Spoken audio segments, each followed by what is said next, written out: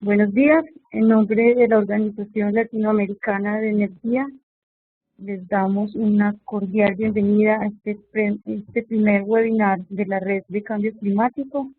El tema que estaremos tratando en el día de hoy son los retos energéticos de Latinoamérica en mitigación y adaptación al cambio climático. Este webinar será presentado por la doctora Tania Moreno Coronado. La doctora Tania Moreno Coronado es licenciada en Ingeniería en Energía, tiene un título de maestría en Ingeniería de la Universidad Nacional Autónoma de México, igualmente tiene un doctorado en Ingeniería de la Universidad de La Rioja en España. Se ha desempeñado como profesora y consultora en importantes instituciones relacionadas con el tema de la energía y actualmente se desempeña como directora del Centro de Capacitación, Investigación y Desarrollo Tecnológico en Energía y Sustentabilidad. Le damos entonces una cordial bienvenida a la presentadora. Les recordamos que al final de la sesión podrán realizar sus preguntas por medio de chat. Muchas gracias y adelante, doctora Tania.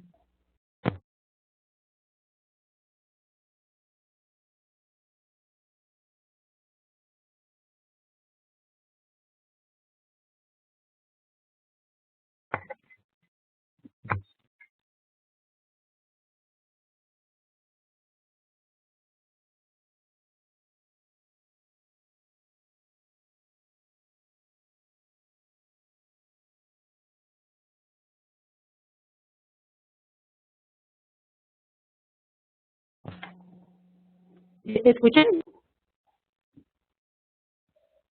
Okay. Buenos días, Tania. Ya estamos listos. Bueno, hoy agradezco su participación a todos. Hoy vamos a hablar de los retos energéticos de Latinoamérica en mitigación y adaptación al cambio climático. Para empezar con el tema, vamos a hablar sobre la historia de la energía. Si nos vamos a recordar la historia de la energía, tenemos que la primera fuente de energía era el sol, la alimentación, y así empezó a evolucionar el humano. Posteriormente encontró el uso de la leña y descubrió el fuego, y esa fue su fuente de energía para alimentarse, ahuyentar a los animales, calor, iluminación. Y así fue el desarrollo humano utilizando energías renovables, domesticando animales, el viento. Fue hasta la época de la revolución industrial, donde encontramos un cambio energético con el uso del carbón y posteriormente el uso del petróleo y del gas natural. Esto crea la era que hoy conocemos, la era moderna. Si vemos el consumo de energía en las diferentes etapas del desarrollo humano, encontramos que el hombre primitivo casi no usaba energía, prácticamente era para sobrevivir. Conforme fue evolucionando, fue aumentando el consumo energético, ya sea para transporte, la industria, la alimentación, y hoy usamos una gran cantidad de energía para todas nuestras actividades. De acuerdo a esta tendencia, podríamos pensar que el hombre del futuro va a usar más energía, y aquí nuestro dilema es de dónde va a provenir esa energía. Si seguimos consumiendo combustibles fósiles como hasta ahora, vamos a desatar un cambio climático que puede causar incluso la extinción humana. ¿Cómo ha sido la población en los diversos países? Aquí tenemos la población de América Latina. Si recordamos, hoy en día somos en el mundo un poco más de 7.000 millones de habitantes. De estos, solamente 108, aproximadamente 120 son en México. Brasil tiene alrededor de 200 millones de habitantes. La cuarta parte del mundo lo tiene la India y la cuarta parte del mundo lo tiene China. Si nosotros vemos cómo es esta población en torno a nuestros países, este es un mapa muy interesante, donde ustedes van a ver los países de cierta manera inflados dependiendo la población. Entonces, la gente no está en todas las regiones, sino está ubicada en ciertas regiones, y generalmente es en el desarrollo humano. Si vemos este mismo mapa conforme al consumo de energía eléctrica, es interesante, vemos que no todos tienen acceso al consumo de energía eléctrica, entonces hay una gran desigualdad. En torno al cambio que se ha hablado bastante en los últimos años, se han hecho investigaciones y lo más interesante es que se descubrió que a nivel mundial el sector que más contribuye a las emisiones es el sector de energía. Como ustedes pueden ver, aquí es el sector azul. Las emisiones de los gases de efecto invernadero provienen del sector energético.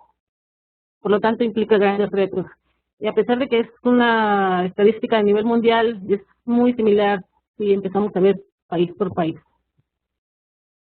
Entrando al tema de desarrollo sostenible, recordemos la definición que es satisfacer las necesidades de las generaciones presentes sin comprometer las posibilidades de las del futuro para atender sus propias necesidades. Esto es que nosotros tenemos que garantizar que nuestras generaciones van a tener agua, energía, alimentos y una calidad de vida incluso mejor que nosotros.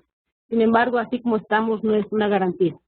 Tenemos que buscar proyectos sostenibles que tengan un equilibrio ecológico, social y económico. Antes un proyecto era viable económicamente, ya era autorizado. Hoy se busca ver el impacto ecológico y que tenga una inclusión social. Bueno, si ya vemos la línea entre energía y desarrollo sustentable, la energía es el principal bloque del desarrollo sostenible. En todos los países es el requisito fundamental para proporcionar necesidades básicas como alimentos, agua, vivienda y ropa. Sin energía, la sociedad es incapaz de mantener o mejorar el nivel de vida. Tenemos que tener energía para todo. Hoy en día nos quitan electricidad y combustibles y prácticamente nos quedamos encerrados en que no podemos ir a trabajar. Ya entrando a lo que es América Latina, vamos a ver cómo está la producción de energía primaria. Podemos ver en este diagrama la producción de energía primaria de Centro y Sudamérica es esta línea verde. Estamos muy por debajo de otras regiones del mundo. Aquí no entra México porque México entra en Norteamérica. Pero aún así, si sumamos México a la línea verde, no tiene un gran aumento. Entonces, esta es toda la producción de energía primaria de las diferentes regiones del mundo. Aquí vemos ya exclusivamente América Latina. Podemos ver que hay ciertos países que tienen muy poca producción de energía primaria, esto dependiendo del tamaño también del país. Pero si ya lo vemos, ¿quiénes son los principales? Encontramos que es México, de los principales países en producción de energía primaria. Tenemos en segundo lugar, puede decir que Brasil, o primer lugar Brasil, porque conforme fueron pasando los años, se ha visto una tendencia de aumento en Brasil. Y México ha mostrado una disminución, la cual está recuperando. Venezuela tiene un patrón similar a México. Tenemos también en cuarto lugar lo que es Colombia y posteriormente viene Argentina, Trinidad y Tobago. Y aquí están todos los países que quedan de América Latina. Ya con información de la OLADE podemos ver la producción de energía primaria, que es la misma gráfica que la anterior. México, Brasil, Venezuela, Colombia, Argentina, los que tienen gran relevancia en esta participación. Y lo interesante de aquí, de las fuentes de la energía no primaria no aprovechada. México tiene bastante energía no aprovechada, seguido por Perú y Venezuela. En exportación, aquí vemos Venezuela es un gran exportador, igual que México y Colombia. Brasil también tiene su participación. Y importación, Brasil tiene bastante importación, al igual que Chile y México. Y los demás países en cierta medida menor, sin embargo es representativo de acuerdo a su tamaño. Si vemos lo que es consumo de energía primaria, por región encontramos que Centro y Sudamérica no está al final como la pasada, sino ya está como en tercer lugar, es la línea roja. Y las otras regiones aquí tienen su consumo, pueden ver un gran consumo en lo que es Norteamérica, prácticamente con Estados Unidos. Si me voy a los países de América Latina, encontramos una gran variedad, pero si me voy a los principales, Aquí podemos ver a Brasil, que liderando en el consumo de energía primaria, México en segundo lugar, y en tercer lugar ya lo que viene siendo, bueno, estos otros, todos los países en conjunto que tienen menor consumo, y aquí viene entre Venezuela y Argentina, que se podría decir el tercer o cuarto lugar. Bueno, entrando a lo que es energía secundaria que involucra electricidad, diésel, gas, LP, etcétera, tenemos producción secundaria Brasil liderando y no aprovechado Venezuela. También en secundaria se tiene a México y Venezuela, Argentina y Colombia. En exportación, Venezuela es un gran exportador, esto es conocido, Brasil y México en menor rango. Sin embargo, en importación, México es un gran importador de energía secundaria. Brasil también muestra una gran importación. Chile, Ecuador y Dominicana siguen en torno a importaciones. Si vemos esto, lo que en emisiones de CO2, podemos encontrar que el último año el país que tiene más emisiones de América Latina ha sido Brasil. Está muy seguido de cerca por México. Aquí podemos verlo. Aquí tenemos los otros países. Se puede decir que tercer lugar es Argentina y cuarto lugar Venezuela. Aquí ya lo vemos en tabla. Brasil es el líder en emisiones de CO2 del sector energético. De Norteamérica es México, segundo lugar, seguido de Argentina, Venezuela, Chile y los demás países. Aquí podemos ver las emisiones de CO2 de cada país de América Latina. Este es el 2011. Bueno, ¿qué tenemos nosotros? América Latina y el cambio climático. América Latina y el Caribe es la segunda región del mundo más propensa a inundaciones, deslizamientos de tierra, terremotos y sequías, de acuerdo al PNUD. También tenemos estadísticas graves, como que es la segunda región del mundo con menos abastecimiento de agua potable en zonas rurales. Tenemos estadísticas bastante buenas como nuestras riquezas naturales, no solo de Sudamérica, sino de Centro y Norteamérica. Tenemos bastante riqueza, biodiversidad que hay que proteger. Tenemos bastantes comunidades, ya sea rurales, indígenas.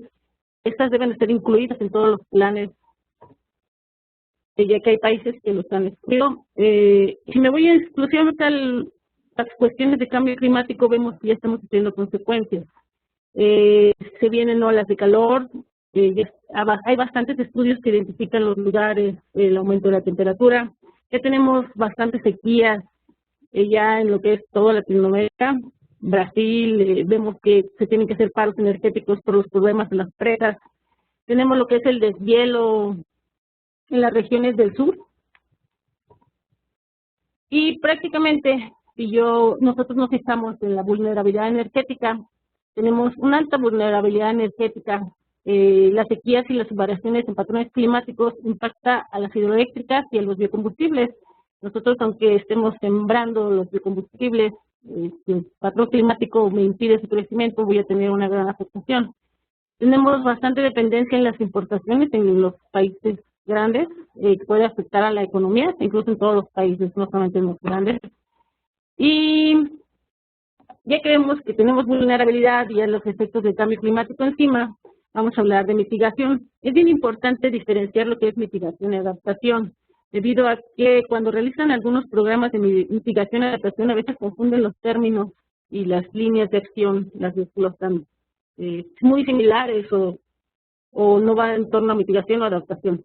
Entonces, ¿qué es mitigación? La mitigación hace referencia a las políticas, tecnologías y medidas que permitan, por un lado, limitar y reducir las emisiones de gases de efecto invernadero, así como mejorar los sumideros de los mismos para aumentar la capacidad de absorción de los gases de efecto invernadero. Entonces, ya enfocado, ¿qué podemos hacer en mitigación? Pues podemos crear leyes en torno al cambio climático. No todos los países de América Latina tienen leyes de cambio climático. Puedo dar el caso de México, que se creó la Ley General de Cambio Climático relativamente hace poco. Sin embargo, a pesar de crearla, pues la implementación es el gran reto. Son leyes que se van a implementar en un periodo de 3 años. Esta ley considera reglamentaciones en base a cuestiones federales, estatales y municipales. Y por lo tanto se tienen que diseñar normas, regulaciones federales y estatales y municipales en todos los sectores que promuevan un crecimiento verde. Nosotros podemos ver algunos países que el país no tiene alguna ley de cambio climático, sin embargo vemos que los municipios están liderando. Entonces es muy importante que el país tome cartas en el asunto, lidere leyes en torno al cambio climático y también homologue todo esto con los estados y municipios. Se tienen que promover leyes y reglamentos de protección a la biodiversidad. No solo se trata de voy a hacer una ley para promover los biocombustibles, debemos de considerar la biodiversidad, qué afectaciones va a tener, todas las consecuencias, nivelar y posteriormente hacer ya todos nuestros diseñar esquemas financieros para promover la eficiencia energética y las energías renovables. Bastantes países que han diseñado estos esquemas son los que han tenido éxito. Si nos vamos a ver el caso de Alemania, ellos tienen esquemas financieros donde todas las empresas incentivan la eficiencia energética porque saben que van a tener compensaciones económicas de cierta manera. Entonces los países deben ser muy fijados en este aspecto, lo que es promover estos esquemas financieros. También debemos de migrar hacia las energías limpias en todos los sectores. No solamente hay que pensar en electricidad, renovables con electricidad, sino hay que ver un transporte eficiente, posiblemente un transporte donde se migra un transporte eléctrico o buscar la innovación tecnológica. Tenemos que reforzar la seguridad energética de todos los países. Es bien importante que se realicen estudios de cada país, viendo la vulnerabilidad energética, considerando el cambio climático, y en base a eso se diseñe su planeación. Hay que crear programas de capacitación especializada, porque es muy válido hacer leyes, sin embargo, si no tienes gente especializada que la lleve a cabo, la ley se puede venir abajo. Por lo tanto, de la mano tiene que ir un programa de capacitación muy especializado.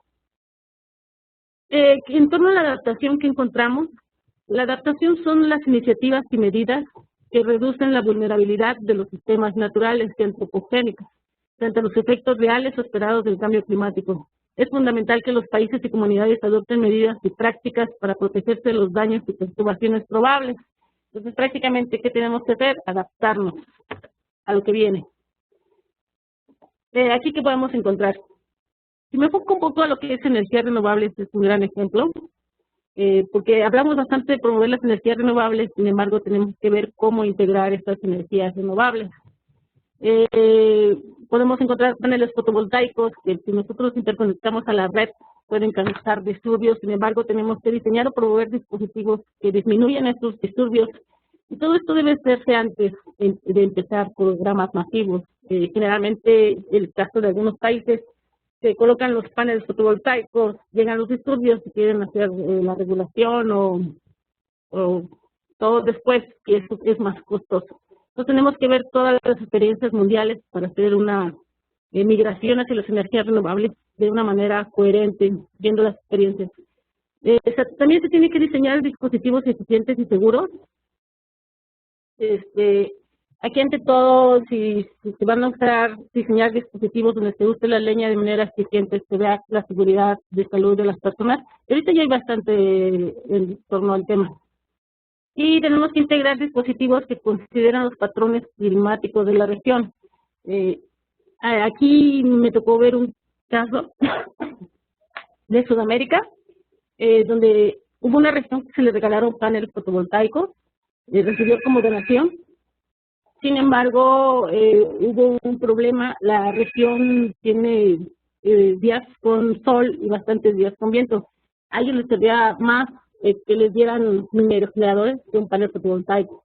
Entonces, en las épocas de no había bastante sol, sí, se hacían bastante y decían que la tecnología no funcionaba o no servía. Entonces, tenemos que diseñar estos dispositivos considerando los patrones climáticos de la región, no solo se trata de promoverlos o donarlos. También tenemos que promover sistemas autónomos energéticos. Aquí es bien importante, si es muy complejo llevar la red, algunas regiones que me enfoco a la energía eléctrica, y ver los sistemas autónomos. Y y diseñar sistemas para las comunidades que integren protección ante fenómenos naturales como huracanes. También nos ha tocado ver casos donde tienen los dispositivos autónomos y llega un huracán, un temblor, sufre averías y prácticamente queda desechado, porque aquí no hay capacitación en torno a cómo operarlos, mantenerlos o repararlos. Entonces es bien importante que vaya de la mano de un programa de capacitación en operación, mantenimiento y reparación de los sistemas. Se tienen que promover equipos electrodomésticos eficientes. Ahorita con la migración de la tecnología, está saliendo bastante tecnología eficiente, cambiamos de tecnología y esta tecnología va a parar a los sectores más necesitados, pero esto aumenta un consumo energético. Entonces tenemos que hacer una nivelación, programas para garantizar que estos sectores reciban electrodomésticos eficientes. Ahorita un programa similar lo está llevando Cuba, que a pesar de que tiene algunas cuestiones económicas difíciles, tiene un gran programa de equipos electrodomésticos eficientes. Se tiene que realizar una campaña masiva en torno a la difusión del tema. La gente desconoce lo del cambio climático, la gente quiere promover proyectos verdes, sin embargo la sociedad a veces por desconocimiento se levanta en contra de esos proyectos. Entonces se tiene que crear espacios donde la sociedad civil tenga voz y voto. Si se va a hacer un proyecto de cualquier índole, se tiene que garantizar que la sociedad involucrada tenga voz y voto y que se involucre en el proyecto. No, ese proyecto va a ser un fracaso. Ya hemos visto bastantes proyectos de hoy en día de América Latina que son por esta mala comunicación. Tienen que crear centros especializados que verifiquen la calidad del consumo energético de los equipos. A veces dependemos mucho de si viene con un certificado del extranjero.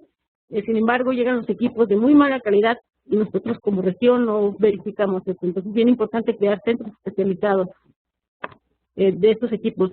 Ya finalmente tenemos algunas estadísticas en torno a América Latina. Tenemos nuestro índice de desarrollo humano, podemos ver en el lugar número 40 está Chile, por el 45 Argentina, a nivel mundial, 51 Uruguay. Otros países que tienen un gran desarrollo humano. También tenemos a Chile liderando en índice de emprendimiento en América Latina o a Costa Rica en índice de innovación. Al final y al cabo, nosotros tenemos gente que se debe de preparar y capacitar para enfrentar todos los grandes retos que vienen. Es bien importante crear las carreras necesarias con nuestro personal y ante todo innovar bastante tecnológicamente. No podemos esperar a que la tecnología llegue, sino nosotros podemos innovar como región. Bueno, hasta aquí acaba mi presentación, por lo tanto me gustaría pasar a la sección de preguntas y respuestas. Muchas gracias, doctora Tania, por la excelente presentación. Entonces, damos paso a los participantes para que realicen sus preguntas por medio del chat. Por favor, cuando envíen sus preguntas, verifiquen que lo envíen a todo el mundo para que así todos podamos leer la pregunta.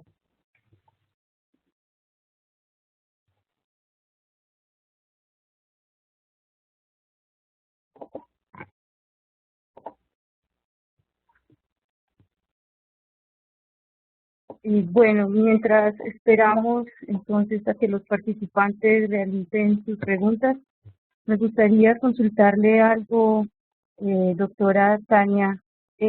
¿Nos podrías, por favor, hablar un poco más del cambio climático como un fenómeno global? Si bien se habla en este último informe del IPCC sobre digamos, las responsabilidades que tiene cada una de las zonas a nivel mundial. Y se dice que América Latina es responsable por alrededor del 5% de las emisiones, hablando del sector energético, y se habla de responsabilidades comunes pero diferenciadas. En este sentido, ¿cuál sería, digamos, a la hora de manejar el tema de los fondos para la adaptación y mitigación de estos países industrializados hacia, digamos, estos países de América Latina que de alguna manera tienen menor responsabilidad en el tema del cambio climático? Bueno, viendo la responsabilidad de los países que están haciendo las emisiones de manera masiva, como puede ser Estados Unidos, China y algunos otros, Es evidente que aunque nosotros hagamos acciones, pues no vamos a detener el cambio climático ni hacer gran aportación en torno a las emisiones, a la reducción. Como región vamos a ser una región que va a sufrir las consecuencias de todo esto. Y por lo tanto es bien importante comenzar lo que es mitigación y adaptación. Y ya vienen los volcanes, fenómenos naturales, etcétera. Entonces es bien importante promover nuestras leyes en torno a mitigación y adaptación. Prácticamente ya no es ver cuánto estoy emitiendo, sino cómo voy a enfrentar el problema que se viene. Se está acelerando, se esperaba que fuera un poquito más de tiempo algunos efectos y hoy tenemos ya olas de calor graves, sequías muy fuertes. Entonces, como región somos muy vulnerables, sin embargo a veces no lo queremos ver. Por eso urge que una región o al menos como país empiece a trabajar en torno a todo esto. Porque prácticamente nosotros no, como dices, no emitimos tanto, es muy poco el porcentaje, pero sí vamos a sufrir las consecuencias.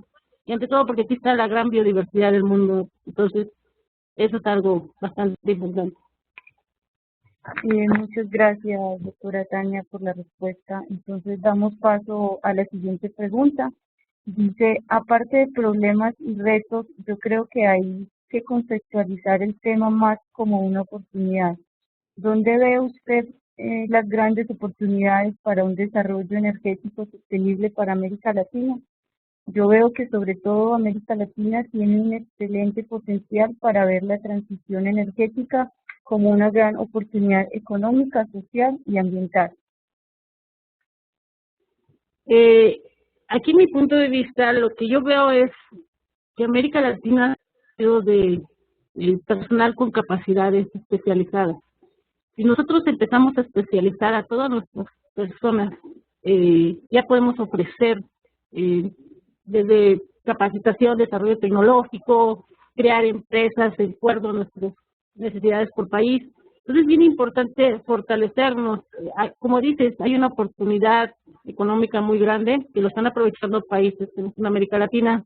Sin embargo, nosotros podemos entrar a la competencia si empezamos a desarrollar capacidades, a crear nuestras empresas, a promover una economía regional. Es una gran oportunidad, como bien lo dices. Muchas gracias. Damos paso a la siguiente pregunta del señor Andrés Robalino. Dice, por favor, ¿podrías aclarar un poco más sobre las líneas principales de la ley en torno al cambio climático en México? Bueno, la ley yo les recomiendo la bajen de internet. Prácticamente lo que la ley delimita es cuál es la responsabilidad de los estados, de los municipios, cuáles deben de ser las acciones que se deben de desarrollar a nivel general. No es algo muy especializado. Sin embargo, es el primer papel que tenemos que nos dice los municipios deben de tener su plan de acción climática de aquí al final del 2013. Y los municipios, ya que lo ven como ley, pues ya están trabajando en buscar todos sus reglamentos internos, ver cómo van a mitigar y hacer políticas de adaptación, etcétera, debido a que se creó una ley general. Entonces, aquí es prácticamente eso. Es una ley muy general que nosotros vemos la responsabilidad a nivel federal, estatal y municipal. Es un paso muy clave cuando quieran ustedes hacer una ley de cambio climático en sus países, delimitar. Yo como gobierno es mi responsabilidad, ustedes como personas es su responsabilidad, ustedes como municipios, esa es la responsabilidad. Necesita hacer un trabajo en conjunto para que se tenga éxito.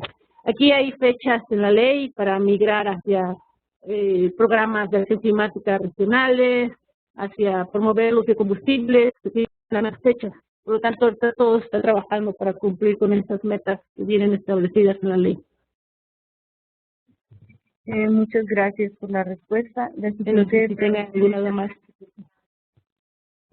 Le solicitamos a la persona, si tiene alguna duda, por favor nos escriba por el chat para que la presentadora termine de aclarar esta pregunta.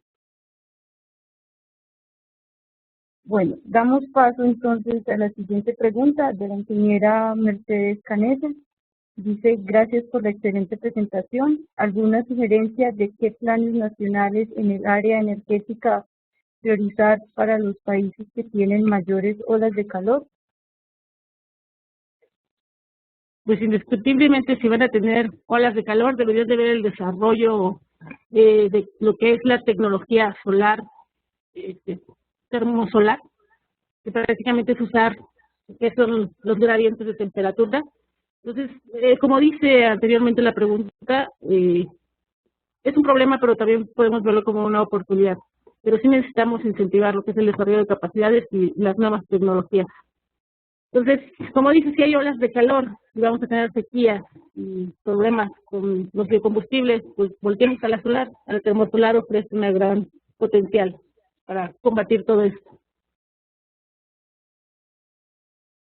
Bueno, la siguiente pregunta del señor Alejandro Ellos dice: estimada Tania, de su experiencia, ¿cómo se ha promovido ejemplos de estrategias en América Latina el principio de que el cambio climático es un driver importante para la promoción de energías renovables? Esto considerando que objetivos como seguridad energética pueden ser más visibles, menos abstractos que el cambio climático como tal.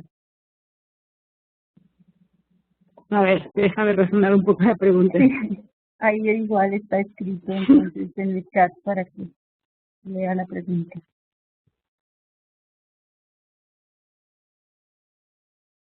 Me imagino que posiblemente tengo que ver con los bonos de carbono. Si recuerdan, en los 90 salió el esquema de bonos de carbono y empezó a operar relativamente hace poco. Ahí había un fondo económico donde los países europeos que estaban dentro del mercado promovían proyectos de eficiencia energética y energías renovables en otras regiones. De ahí se vino un boom de promoción de estos proyectos en América Latina. Era un dinero a fondo perdido. Prácticamente fue una gran oportunidad de donde empezaron a llegar todas las empresas extranjeras para incorporar sus tecnologías. Aquí el asunto se venció este programa en el 2012. Habría que ver qué países de América Latina están dentro para poder recibir esos incentivos. Sin embargo, hay otras instituciones que tienen incentivos a fondo perdido. Por lo tanto, todos los que son desarrolladores de proyectos lo ven como una gran área de oportunidad y promueven todos estos proyectos de eficiencia energética y energías renovables, pues es dinero a fondo perdido, prácticamente es ganancia total hacia los desarrolladores. No, a veces no es todo el proyecto, generalmente nuestro proyecto es un porcentaje, pero ese porcentaje es muy importante para que se implemente el proyecto. No sé si tenga que ver por ahí. Si no tiene que ver por ahí, puedes replantearme la pregunta. Bueno, muchas gracias por la respuesta. La siguiente pregunta del señor Andrés Robalino dice: gracias por la respuesta anterior. Ahora podrías decirnos si sabes de alguna iniciativa seria que involucre al sector del transporte en América Latina. Sí, fíjate que me voy a atrever a decir que no he encontrado alguna iniciativa muy consolidada. En México tenemos bastantes programas para promover la eficiencia energética del transporte. Sin embargo, por más que tú quieras hacer programas, pues es muy difícil que la gente deje de usar el transporte o cambiar de combustible, tiene que cambiar todo el auto. Entonces, en México al menos, lo que es las emisiones por gasolinas es algo muy fuerte. Lo que se puede hacer es promover lo que es el transporte como autobuses, metros, de este tipo. Sin embargo, hay que hacer una planeación estratégica muy grande con leyes de la mano, porque generalmente la gente tiene dos autos y aunque se vaya en metro, va a la tienda o a la esquina en auto. O sea, entonces, sí se deben de implementar leyes muy sólidas. Si se va a implementar el transporte masivo, se debe de ver todo esto. Y hay otros países que sí están viendo esta transición. Un ejemplo fuerte fuera de América Latina puede ser países europeos como Holanda, donde hicieron un gran programa para promover el uso de la bicicleta y toda la gente usa bicicleta. Entonces hay que analizar cómo hicieron esta transición, cómo lograron ese éxito para que la gente logre cambiar el transporte. Obviamente va a depender si el trabajo está cerca o no, pero el gobierno tiene que tomar decisiones en cómo mover a esa gente de una manera que no impacte tanto al cambio climático. Pues sí debe ser algo fuerte, pero algo así sólido en América Latina, solamente he visto proyectos de transporte masivo, pero aún siguen teniendo problemas, la gente no deja el auto. Muchas gracias por la respuesta. La siguiente pregunta del señor Olcibe Medrano dice, en la región existen países que entre ellos son responsables de más del 50% de las emisiones regionales. ¿Cuál es su responsabilidad regional en materia energética? ¿No cree que a la región le hace falta mayores sinergias tecnológicas, económicas y más D? Y aclara, con la responsabilidad me refiero al liderazgo que asumirán para el desarrollo de tecnología más eficiente y limpia en los diferentes sectores. Ok, es indiscutible lo que dices. Como no hay una autoridad mundial que responsabilice a ciertos países por tener mayores emisiones, pues realmente es muy difícil exigirles algo. En el caso de México, que es uno de los grandes emisores de gases de efecto invernadero, podemos ver que se han hecho leyes, reglamentos, sin embargo, nuestras emisiones siguen siendo grandes y estamos haciendo una transición hacia prácticamente lo que es gas natural, no van a disminuir en gran medida. Aquí hay algo bien importante, a veces olvidamos lo que es la eficiencia energética. Entonces, si nosotros impulsamos más la eficiencia energética y vamos a tener estas reducciones grandes, en otros países como Brasil, etcétera, pues también se están haciendo grandes avances, pero una responsabilidad regional no se ha hecho. Yo creo que valdría la pena a lo mejor sacar una iniciativa entre todos donde trates este punto de cuál es tu responsabilidad como país emisor de gases de efecto invernadero.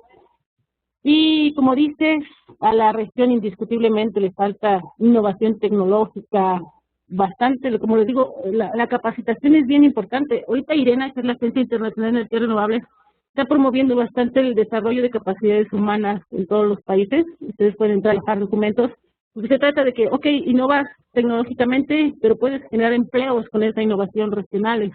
Los países deben observar esto, pues es una gran oportunidad económica de generar empleos, autonomía, se incentivan su gente, el desarrollo tecnológico y la capacidad. Muchas gracias por la respuesta. Voy a leer la última pregunta del señor Andrés Robalino. Dice, ahora me gustaría saber si sabes algo de la iniciativa Yasuní por parte del Ecuador y cuál es su opinión al respecto de esta iniciativa. Mira, he leído poco, pero sí la conozco. Yo creo que aquí, para dar un criterio personal, no podría, porque necesito valorarlo desde antes. Pero pues, es evidente que se viene, si es una explotación, pues más emisiones de gases de efecto invernadero. Y aquí hay que ver la cuestión económica del país, ¿no? A lo mejor está en un punto donde necesita solventar su economía y por lo tanto explotar sus recursos naturales. Pero como dices, sí hace falta que ya nos sentemos y hagamos un balance de vamos a explotar esta región, vamos a seguir económicamente, el impacto ambiental vale la pena o no, o sea, debe ser algo muy planeado para evitar destruir el hábitat de todo, porque Sudamérica es muy grande en biodiversidad y es algo que debemos de proteger, pero sí hay que analizar muy bien esto. Por lo tanto, te digo, no puedo dar una opinión muy personal porque apenas me estoy metiendo a analizar todo eso. Muchas gracias, Tania. Damos paso a la siguiente pregunta. Dice, estimada Tania, ¿en qué ámbito ve importancia de cooperación internacional y empresarial con países industrializados? Bueno, antes de responder esta pregunta, hay otra pregunta que se saltaron. Esa es mi pregunta, pero estaba viendo que estas al final están más relacionadas con lo que estábamos hablando. Si quieres, la dejamos al final. Está bien. ¿En qué ámbito ve importancia de cooperación internacional empresarial con países industrializados? Pues la transferencia tecnológica es muy importante. Ellos ya tienen desarrollado tecnologías. Nosotros empezamos a hacer la cooperación de lo que han hecho en toda la nanotecnología, etcétera, lo llevamos a nivel regional y somos líderes en todo esto. Entonces es bien importante en cuestión tecnológico hacer toda esta cooperación internacional. No podemos depender de que llegue la tecnología de afuera. Si ustedes ven, nosotros tenemos también grandes empresas aquí, maquiladoras, etcétera, entonces realmente tenemos todo para salir como región, pero sí requerimos las capacidades y la innovación tecnológica. Muchas gracias por la respuesta. Entonces, finalmente damos paso a esta pregunta que dice, ¿se podría tener un sistema eléctrico con energías renovables completamente desde el punto Mira, de vista técnico? si me voy a una ciudad urbana o empresa, hasta ahorita hay muchos problemas con las energías renovables, porque dependen del clima. Si no hay viento, no hay generación eólica. Si está sombreado, a lo mejor el parque fotovoltaico ya no genera bastante. Entonces, las energías renovables dependen bastante del clima. Para lograr esto, nosotros necesitamos hacer un estudio, pues, posiblemente de la geotermia, de la basura, donde yo tenga garantizado una generación más estable y no depender tanto del clima. Ese es el reto de las energías renovables. Yo traigo parques eólicos a México, pero sin embargo tengo que tener respaldo de combustibles fósiles. Cuando ya no generen, entran los combustibles fósiles. Por lo tanto, urge, en verdad, empezar a observar estas energías renovables que no tienen esa dependencia climatológica y empezar a desarrollarlas. En verdad, como les digo, traer tecnología va a dar este giro. Yo ahorita veo las computadoras ya no consumen 100 o 200, ya he visto computadoras de consumo de 10 watts. Cualquier sistema de energía renovable ya me va a abastecer más fácilmente esta tecnología que la tecnología de gran consumo. Entonces, para migrar incluso a un sistema 100% renovable, primero tenemos que ser eficientes y tener tecnología eficiente. Y así vamos a garantizar que el sistema sea 100% renovable, buscando lo que te digo, sistemas renovables que ofrezcan estabilidad. Muchas gracias, doctora Tania, por la respuesta. Tenemos entonces la última pregunta, porque ya nos estamos pasando un poco de tiempo, del ingeniero Pablo Garcés. Dice, ¿por qué consideras que las tecnologías limpias ya maduras en el mundo tienen una velocidad de penetración tan lenta en la región? Pues prácticamente ha sido yo creo que es un juego entre nosotros y todos los sectores, gobierno, etcétera, porque es muy fácil recibir tecnologías obsoletas de bajo costo. Sin embargo, esto contribuye a un gran consumo energético. Y queremos promover un desarrollo económico recibiendo estas tecnologías, pero nos estamos metiendo a otro problema, que es cómo abastecer esa energía. Y también de nosotros, de cierta manera, es una culpabilidad, porque a veces te sientas con las personas y platicas, a ver, ¿qué desarrollos tecnológicos te encuentras a nivel mundial? Y estamos muy cerrados, no observamos desarrollos tecnológicos. Yo veo hoy en día que hay paneles fotovoltaicos, que son vidrios que ya no necesitan conectarse, totalmente yo lo toco y se vuelve pantalla y no tiene un cable eléctrico. Es todo un avance tecnológico que hoy no tenemos en nuestra región. Realmente quitarnos esa venda que tenemos también como personas, y hay que observar el desarrollo tecnológico de los otros países y ver cómo traerlo aquí, desarrollarlo. Es cuestión de iniciativa de nosotros y también del gobierno, que imponga leyes que no entre producto que consuma bastante energía, ya sea eléctrico o transporte, etcétera. Muchas gracias, Tania. Creo que con esta pregunta damos por finalizado este primer webinar. Bueno, creo que tenemos acá una última pregunta. Todavía tenemos un poco de tiempo, entonces vamos a intentar responderla. Dice, en un estudio reciente, la República Dominicana aparece como el séptimo país más vulnerable ante el cambio climático como parte del Caribe, que es la segunda región del mundo más vulnerable a este fenómeno, ello como aporte al debate. Okay. Más que preguntas, aporte, gracias. Sí, ok. Bueno, entonces con esto damos por finalizado esta sesión. Le agradecemos mucho a la doctora Tania y a los participantes.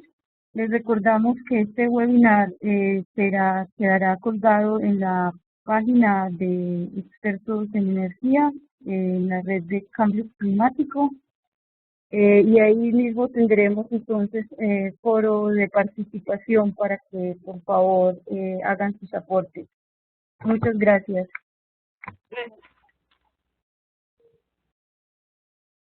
Gracias.